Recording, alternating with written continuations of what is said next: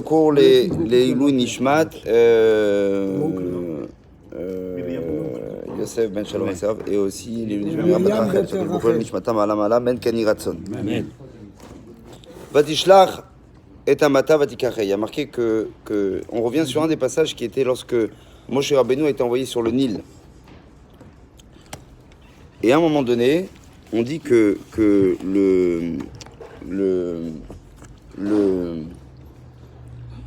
la Gemara dit Nechleku Abuda ve Rabbi Nechemia Maï Amata. Il y a marqué qu'elle a envoyé sa servante, ok. C'est qui a envoyé sa servante? C'était Bithia, la fille de Pharaon. Et Aïchad Amar, c'est-à-dire quoi? Et Amata, elle a envoyé Amata. Alors la Gemara dans Masechet. En bas? Exactement. Dans Masechet Sota, il y a marqué et Amata, elle a envoyé Amata. Amat Yada Shalcha. V'achar Amar Shalcha et Amata Shifrata. Certains disent qu'en fait c'était sa main qu'elle a envoyée, que sa main s'est rallongée. Et l'autre dit en fait non, Amata c'est Ama, c'est une servante. D'accord? La Gemara elle explique maintenant chaque côté de la marloquette et elle dit celui qui explique que c'est sa main qu'elle a envoyée, il y a marqué Veim Gamata Shalcha Shifra Ayala Pasuk Lomot Ishlach et Naharata.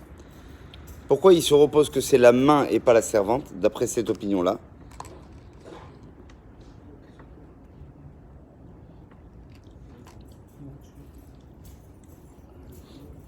Parce qu'il dit au début, déjà dans les versets qui les précèdent, dans les versets qui les précèdent, on parlait là-bas des servantes. Et les servantes, on les a appelées comment? Shifrata, Naharotea. Donc je vois pas pourquoi ici, le mot Amata va venir soudainement pour parler quoi? Des esclaves, des servantes. Donc forcément, s'il y a marqué Amata, d'après cette opinion, c'est quoi? C'est Amat Yadea. D'accord? C'était le coudé de sa main. Alors celui qui explique par contre que c'était sa servante, il se repose sur quoi? Il dit parce que si on parlait de sa main, il fallait marquer tout simplement, elle envoyait à quoi? Sa main. Vatishlach et Yada. Pourquoi tu utilises un langage qui est ambigu? Amata. Voilà sur quoi les deux avis se reposent pour chacun dire son opinion. Les fiches chez Biksha, Torah le Amedenu Shiadea et Tarcha Bederech Nes Venimtecha Leorer Shishim Ama. Le Midrash il dit qu'en fait, comment on appelle ça? La main de la fille de Pharaon, elle s'est allongée de façon miraculeuse. Elle s'est étendue de combien exactement? Shishim Ama. Il y en a qui disent exactement de 36 mètres. Voilà. Hachigia et la Teva, jusqu'à qu'elle a réussi à attraper le petit berceau en osier. Top. Évidemment, bon, ça fait rire certains, pour d'autres, ça fait pleurer. Quoi qu'il en soit, qu'est-ce que ça veut dire une chose pareille? Il y a des noshid, midarichet et srot, metrim comme manov rav zvod, merek kazé, imatzlich à la set, mishka la teva, ochilou, ilochet, zel kaftan istar, zvod, mitkatser, et vimivia et tatino keler.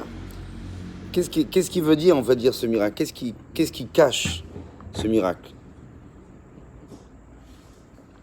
Il dit ici le Midrash, Ama bechol meoda iratza la zor, va kol yudim shemi sheoseh et kol ma shehu yachol, zocheli yetzat yishmem bram. Ici, on veut nous dire la première des leçons, la plus basique soit-elle, c'est-à-dire que quand quelqu'un veut quelque chose dans la vie, alors il en arrive à avoir le bras long. Ouais, on dit ça, oui, il a le bras long. Avoir le bras long, c'est quoi? C'est se donner les moyens. Tu veux vraiment quelque chose, alors tu trouves véritablement la possibilité d'allonger ton bras. De façon miraculeuse. Évidemment,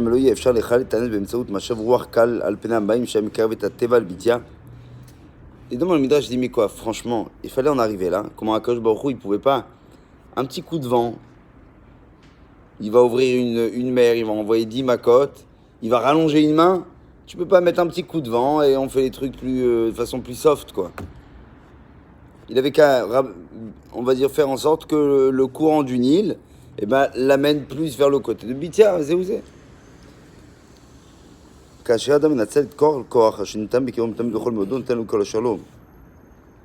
אז ייפתחו שערי שם, שערים שלמים לא ישנה ולא פתח, כל השערים ייפתחו ועשיית ישמע תושפע עליו ולא בגבול, עד שיבלו שפתותיהם מלומר די. car gamera kasher Eliezer.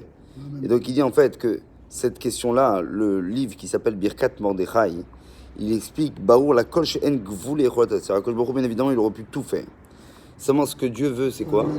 C'est qu'il nous demande à nous de devoir absolument exprimer le maximum de nos forces. Parfois, quand on est éprouvé, c'est quoi?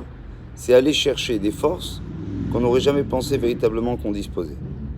Et en nous mettant en descente à cette épreuve-là, c'est une façon pour lui de pouvoir, quelque part, non pas tester, mais véritablement faire sortir cette force. Toi, tu dis, non, c'est pas possible, j'arriverai pas, c'est pas possible.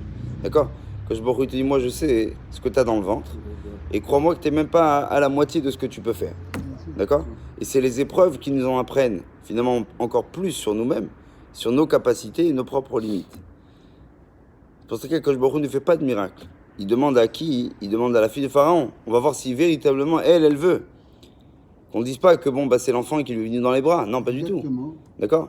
C'est pas un bébé qui a été disposé devant sa porte, qu'elle a ouvert le matin et qu'elle l'a trouvé. C'est elle qui a été le chercher. Et comment elle l'a cherché? Pas un peu, même beaucoup.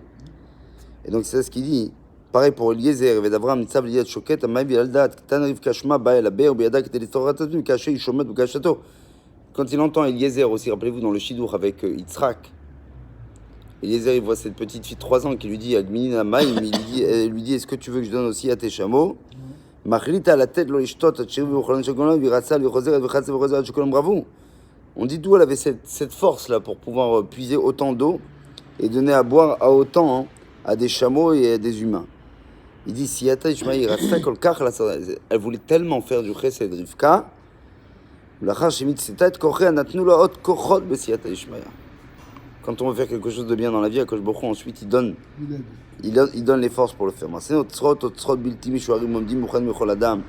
Même il pas trouvé yazrimu en sof shel me'al la teva ou bilvat shenatzel ou kol shenatan lo min habor betivo. À l'homme de savoir véritablement sauver tout ce qui lui a été donné en fonction de cela.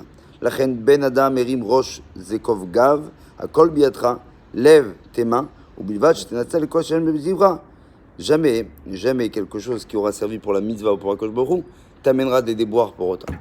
D'accord? Tu as participé à un shiur, ça ne peut pas t'amener des déboires. Ah, après, ça te fait arriver plus tard, ça peut pas, c'est pas possible. Il aurait dû avoir quelque chose qui fait que faut être ma'amine, ouais, que si on l'a fait véritablement pour la Kosh Baruch Hu, c'est évident. Bori nafshi yotze likratrat tzam'a lecha nafshi kama lecha b'sarim tiyukarni lecha lemachaim. Et il ramène ici, tout un texte sur le Iyush qui a été écrit, mais je vais pas le lire, juste la fin. Il dit sa mère Adam likratov, qu'un homme se réjouisse à la rencontre du bien et du bonheur.